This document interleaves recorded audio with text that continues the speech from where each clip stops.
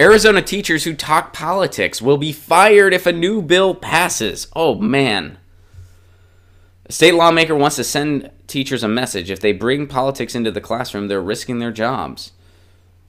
So this is House Bill 2002, and it would direct the State Board of Educators to divide a code of ethics for educators that would include provisions forbidding the spread of political and religious messages in public, district, and charter schools. So what's in the legislation? The bill will require a new code of ethics that includes several specific provisions. So teachers can endorse, support, or oppose any candidate or elected appointed official. This I'm okay with. This I'm fine. I mean, the classroom is not a place to campaign for somebody when you're a teacher and they are your students. But this gets a little murky. I mean, this one piece I'm fine with. I would have assumed this was a rule already in the instance of public education. All right. Introducing controversial issues, quote unquote, in class not related to the course being taught. The bill defines controversial issues as political platform issues, which include topics like immigration, abortion, guns, and even taxes. Okay, how do you determine it's not related to the course being taught? You know, I mean, obviously, a lot of political platform issues make sense in science. It makes sense in literature. It makes sense in history. It makes sense in economics, which can bleed over into math. So how do you eliminate certain courses over others? All right. Endorsing, supporting, or engaging in activity, hampering or impeding a military recruiter's access to a school. Now, that's interesting that you're not allowed to talk about political issues, but you better let the military in. I don't think a military recruiter should be allowed to go to a school. I think if people want to join the military, they should do so on their own accord, and they should, encounter recruiters in a public space, or they should go there themselves because they're interested, going to the military office themselves. Endorsing, supporting, or engaging in activity, hampering or impeding law enforcement activity. What does that even mean? Endorsing, supporting, or engaging in hampering or impeding law enforcement activity. Advocating for one side of a controversial issue. The code will require teachers to provide students with material educating them on both sides of the issue, teaching in a nonpartisan way. Well, okay, but what if you're asked your opinion? Are you allowed to tell them how you feel as a citizen? Segregating students according to race, or blaming one race of students as being responsible for... Oh, okay, well that's... Yeah, okay, that's... I'm surprised you're not already not allowed to do that. I didn't...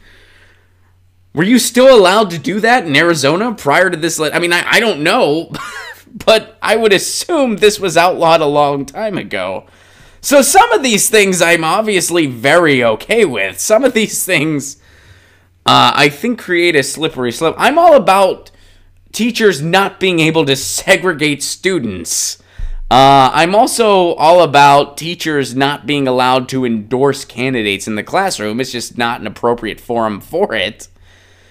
Some of these others, there's a little bit of muddy water. Introducing controversial issues, how do you determine that? I mean, that gets a little murky. Endorsing or engaging activity. The military recruiter thing, I don't think military recruiters should be going to high schools. And then the law enforcement, what does that mean? What if a cop comes into the classroom and you're not supposed to hinder what they're allowed to say? If they're a cop, they can just say whatever they want in your classroom. They can just trespass in your classroom. Or what if you engage in a protest against police brutality on your own time? Could that hurt your job? Could you lose your job? Because it doesn't say that this is limited to the classroom in this specific verbiage right here. So, if you want people to teach in a nonpartisan way, well, okay, that's fine. But what if they go to a protest against police brutality? Are teachers not allowed to do that? What if they don't think... What if they're against the way the military recruits in schools? They have no say in that? So I want to see what you guys are saying about this. What do you guys think?